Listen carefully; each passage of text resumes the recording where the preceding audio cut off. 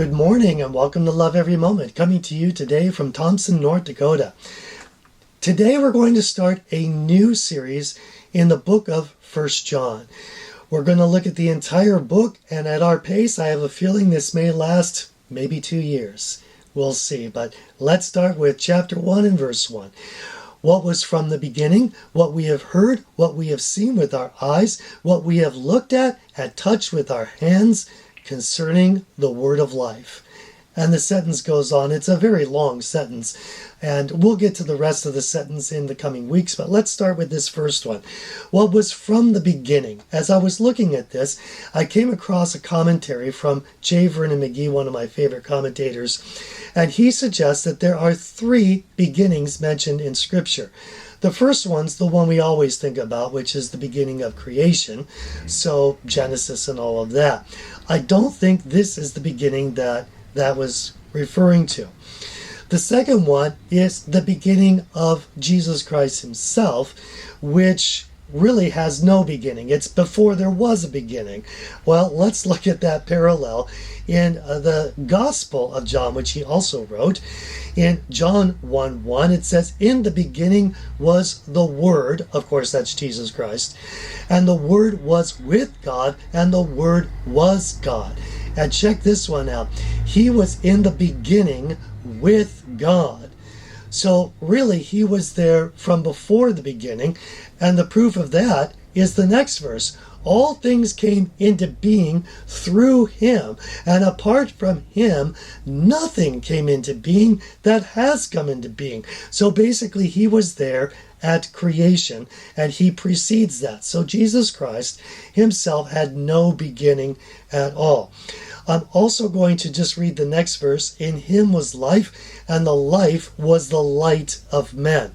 We're going to come to that life thing because he is the life. But back to our main verse. The third beginning that J. Vernon McGee mentions is the beginning of Jesus' earthly ministry. So basically the incarnation. And I'm going to suggest that this beginning is talking about the incarnation.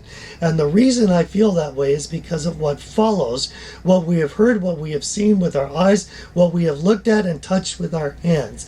That's all his life on earth as Jesus was flesh and blood, a human.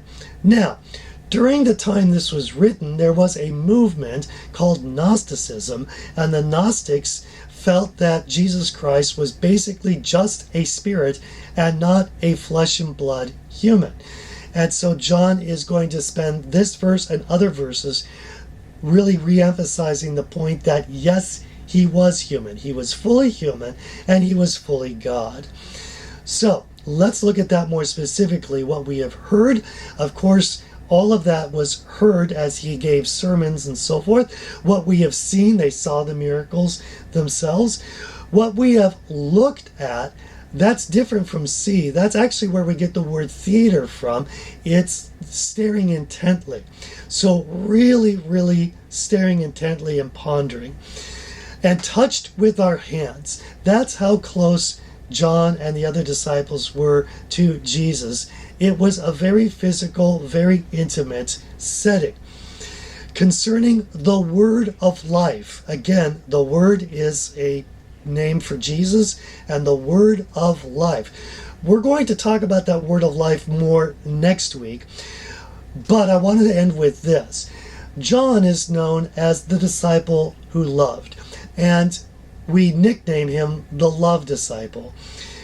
And I'm going to be pointing out some of the ways that he shows that. In this first one, you say, well, where's the love here?